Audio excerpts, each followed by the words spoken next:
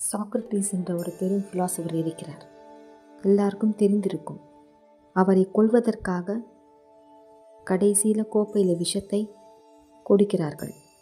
அந்த விஷத்தை குடித்து அவர் இறந்துருவார். அந்த அந்த விஷத்தை சிரித்து கொண்டே அந்த விஷக்கோப்பை, நஞ்சு நிறைந்த கோப்பை கையில் பிடித்து கொண்டு சாக்ரட்டிஸ் சிரித்து கொண்டே சொல்கிறார், அரசே, இந்த உடலை மட்டும்தான் உங்களை கைது செய்ய முடியும். என் உயிர் உங்கள் கையில் கிடையாது.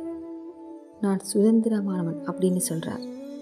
அப்போது நமக்கு எல்லாருக்குமே அந்த 3 விதமான பிரச்சனைகள் வரும்.